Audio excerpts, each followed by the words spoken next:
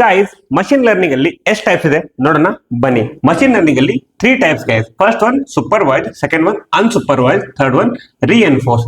Supervisor ಅಲ್ಲಿ ಯಾವ ತರ ಅಂದ್ರೆ ಅಲ್ಗೋರಿಥಮ್ ಗಳಿಗೆ ಏನ್ ಡೇಟಾ ಕೊಡ್ತಿರ್ತಾರಲ್ಲ ಆ ಡೇಟಾಗಳ ಮೇಲೆ ಮೆನ್ಷನ್ ಮಾಡಿರ್ತಾರೆ ಯಾವ ಡೇಟಾ ಅಂತ ಹೇಳಿ, ಅದನ್ನ ಲೇಬಲ್ಡ್ ಡೇಟಾ ಅಂತ ಕರೀತಾರೆ.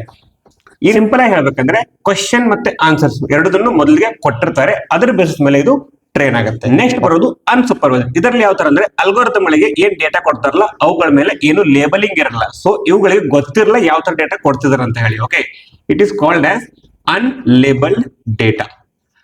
ಲಾಸ್ಟ್ ಬರೋದು ರಿಎನ್ಫೋರ್ಸ್ಡ್. ಇವುಗಳಲ್ಲಿ ಒಂದು ಎನ್ವೈರನ್ಮೆಂಟ್ ಅನ್ನ ಕ್ರಿಯೇಟ್ ಮಾಡಿ ಅದರೊಳಗಡೆ AI ಏಜೆಂಟ್ಸ್ ಅನ್ನ ಕೊಟ್ಟು ಇನ್ಪುಟ್ ಕೊಡ್ತಾರೆ, ಅದ್ರ ಬೇಸಿಸ್ ಮೇಲೆ ಕರೆಕ್ಟ್ ಆಗಿ ಔಟ್ಪುಟ್ ಕೊಟ್ರೆ ಪಾಸಿಟಿವ್ ರಿವಾರ್ಡ್ ಕೊಡ್ತಾರೆ, ಇಲ್ಲಾಂದ್ರೆ ನೆಗೆಟಿವ್ ರಿವಾರ್ಡ್.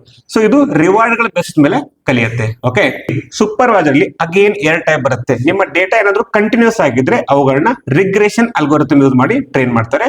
ನಿಮ್ಮ ಡೇಟಾ ಏನಾದ್ರು ಡಿಸ್ಕ್ರೀಟ್ ಆಗಿದ್ರೆ ಅವುಗಳನ್ನ ಕ್ಲಾಸಿಫಿಕೇಶನ್ ಅಲ್ಗೋರಿಥಮ್ ಯೂಸ್ ಮಾಡಿ ಟ್ರೈನ್ ಮಾಡ್ತಾರೆ. ಸೇಮ್ ಅನ್ಸೂಪರ್ವೈಸರ್ ಕೂಡ ಕೆಲವೊಂದು ಅಲ್ಗೋರಿಥಮ್ ಗಳನ್ನ ಕ್ಲಸ್ಟರ್ಸ್ ಮಾಡೋದಕ್ಕೆ ಯೂಸ್ ಮಾಡ್ತಾರೆ, ಕೆಲವೊಂದು ಡೇಟಾಗಳನ್ನ ಡೈಮೆನ್ಷನ್ ಗಳನ್ನ ರಿಡ್ಯೂಸ್ ಮಾಡೋದಕ್ಕೆ ಯೂಸ್ ಮಾಡ್ತಾರೆ.